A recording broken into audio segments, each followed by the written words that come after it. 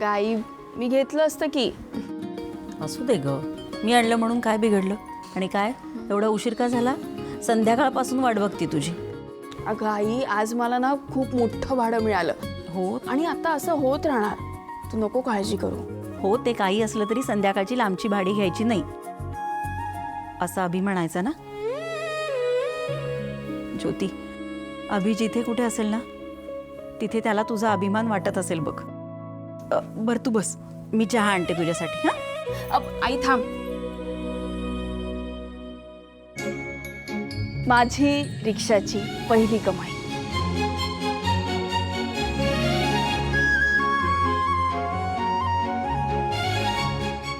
नमस्कार करते. यशस्वी हो. प्रीती कीर्ती बघितलं का, ज्योतीची पहिली कमाई. ताई भारीच. देवा परमेश्वरा, माझ्या ज्योतीच्या पाठीशी असाच राहा आणि अभिजितची जी स्वप्न आहेत ती पूर्ण करण्यासाठी तिला ताकद दे.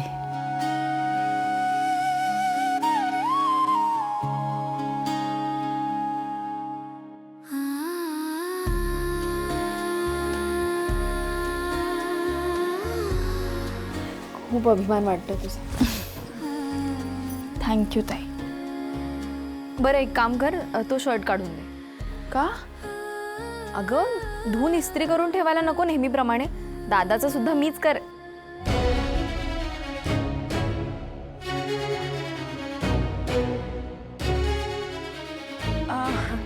ज्योतिताई, आज किती पैसे कमवलेस तू? अगं कीर्ती, पहिल्या कमाईचं मोल असं आकड्यात मोजायचं नसतं. सॉरी. कीर्ती, तुझ्यासाठी एक छोटीशी गंमत आहे. माझ्यासाठी? का आणलंस? पिशवीत आहे. आई, चंदूची वेळ. अगं ज्योती, कशाला पैसे अगं एवढं काय त्यात? आणि तिला आवडते म्हणून आणली. पण कीर्ती, आई, एक तीळ 7 जणांच्यात वाटून खायचा. माहितीये मला एक गोष्ट. दादाने तर मला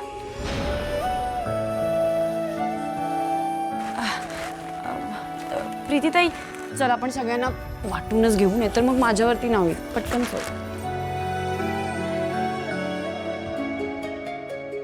हे घे, तुझ्याकडेच ठेव. अगं नाही, हे तुझ्याकडे असू दे. तुझ्यासाठी आहे ते. घर खर्चाला तू वापर. मला हवे तर मी मागेन की तुझ्याकडे. बर. आणि माझी बाई. ज्योतिताई, आई लवकर या भेळ खायला. चला. चल.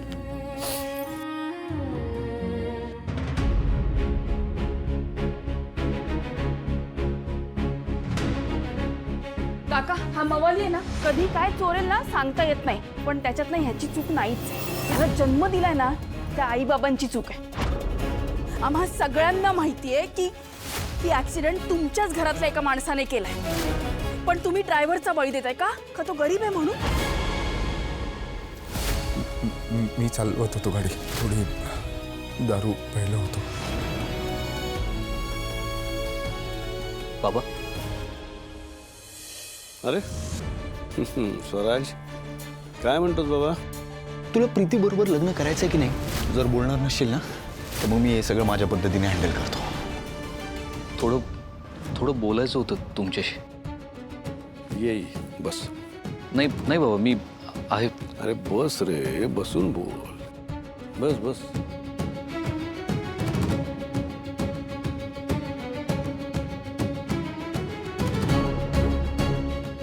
बोल. बरायस ना? नर्वस झालायस? हो. वाटलंच होतं मला. त्याआधी सकाळसाठी सॉरी. हो बाबा, तुम्ही. मी तुला विचारायला हवं किंवा सांगायला तरी हवं होतं निदान. बाबा ॲक्च्युली त्यामुळेच थोडा गोंधळ झालाय. सदा आणि तन्वी अचानक आले, तू एकदम गडबडून गेलास. मला तेव्हाच लक्षात आलं होतं. तुम्हाला आत्यानं काही सांगितलंय का? नाही, तिने कशाला सांगायला पाहिजे. मला कळतं की बाप आहे मी तुझा. मला माहिती आहे आत्ता तुझ्या मनात तन्वीबद्दल खूप प्रश्न असतील. मी तुझ्या आईला बघायला गेलो होतो ना, तेव्हा माझ्याही मनात असे असंख्य प्रश्न. ते सगळे प्रश्न, ते हुरहुर, तो नर्वसनेस बाजूला ठेवून तन्वीकडे बघितलंस ना, तुला जाणवेल तिच्यासारखी उत्तम लाईफ पार्टनर तुला कधीच मिळणार नाही. पण बाबा, तपण नाही बिण नाही, निर्णय घे आणि मोकळा हो. तुला सांगू, आज खूप दिवसांनी मला शांत वाटतं. सगळे ताण गेल्यासारखं वाटतंय आणि सगळं तुझ्यामुळे झालं. थँक्स बेटा.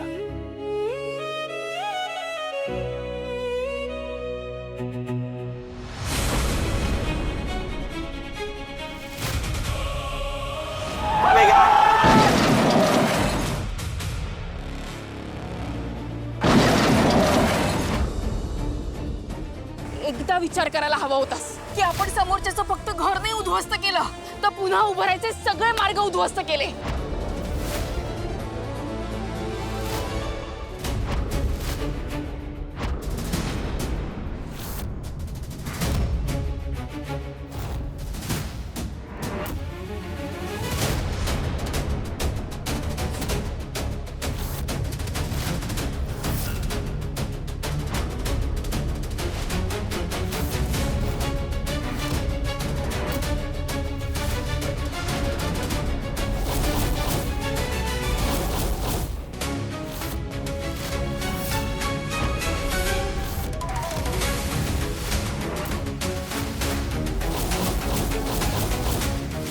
कोण आहेस तू?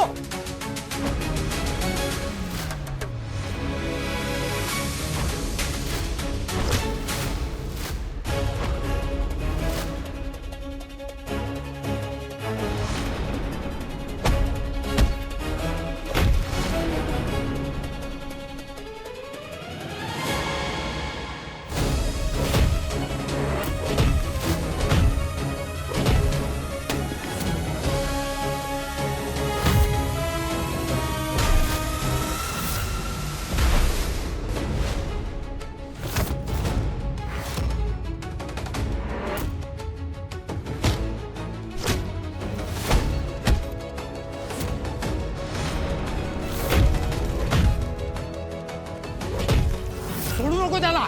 तो ब्लेड घेऊन आला होता तुला मारायला. अजिबात सोडू नको. मार मार, अजून मार त्याला.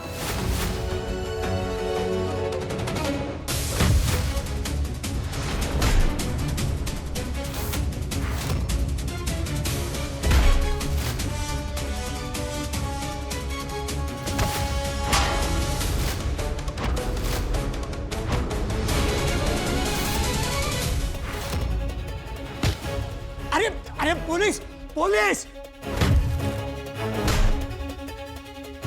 पोलीस! अरे कोणी आहे का तिकडं? अरे बघा त्याला मारतायत. अरे लवकर या, लवकर. अरे कोणीतरी या लवकर.